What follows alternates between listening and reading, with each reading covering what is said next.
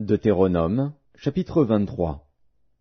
Celui dont les testicules ont été écrasés ou l'urètre coupé n'entrera point dans l'assemblée de l'Éternel. Celui qui est issu d'une union illicite n'entrera point dans l'assemblée de l'Éternel. Même sa 10e génération n'entrera point dans l'assemblée de l'Éternel.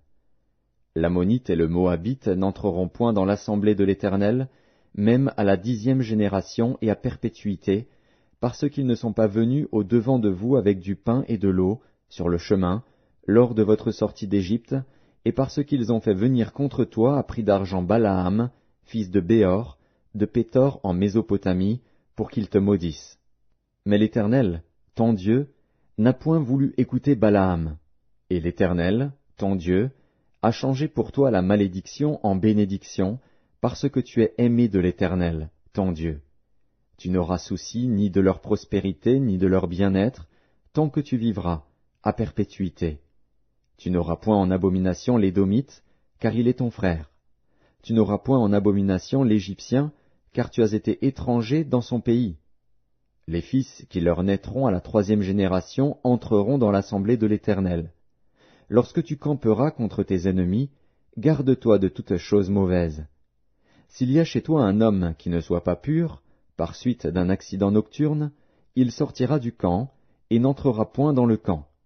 Sur le soir il se lavera dans l'eau, et après le coucher du soleil il pourra rentrer au camp. Tu auras un lieu hors du camp, et c'est là dehors que tu iras. Tu auras parmi ton bagage un instrument, dont tu te serviras pour faire un creux et recouvrir tes excréments, quand tu voudras aller dehors. Car l'Éternel, ton Dieu, marche au milieu de ton camp pour te protéger et pour livrer tes ennemis devant toi. Ton camp devra donc être saint, afin que l'Éternel ne voie chez toi rien d'impur, et qu'il ne se détourne point de toi. Tu ne livreras point à son maître un esclave qui se réfugiera chez toi après l'avoir quitté.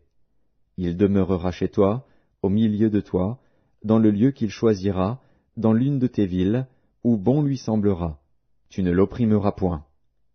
Il n'y aura aucune prostituée parmi les filles d'Israël, et il n'y aura aucun prostitué parmi les fils d'Israël. Tu n'apporteras point dans la maison de l'Éternel, ton Dieu, le salaire d'une prostituée ni le prix d'un chien, pour l'accomplissement d'un vœu quelconque, car l'un et l'autre sont en abomination à l'Éternel, ton Dieu. Tu n'exigeras de ton frère aucun intérêt ni pour argent, ni pour vivre, ni pour rien de ce qui se prête à intérêt. Tu pourras tirer un intérêt de l'étranger, mais tu n'en tireras point de ton frère, afin que l'Éternel, ton Dieu, te bénisse dans tout ce que tu entreprendras au pays dont tu vas entrer en possession. Si tu fais un vœu à l'Éternel, ton Dieu, tu ne tarderas point à l'accomplir, car l'Éternel, ton Dieu, t'en demanderait compte, et tu te chargerais d'un péché. Si tu t'abstiens de faire un vœu, tu ne commettras pas un péché, mais tu observeras et tu accompliras ce qui sortira de tes lèvres, par conséquent les vœux que tu feras volontairement à l'Éternel, ton Dieu, et que ta bouche aura prononcés. Si tu entres dans la vigne de ton prochain, tu pourras à ton gré manger des raisins et t'en rassasier, mais tu n'en mettras point dans ton vase. Si tu entres dans les blés de ton prochain, tu pourras cueillir des épis avec la main, mais tu n'agiteras point la faucille sur les blés de ton prochain.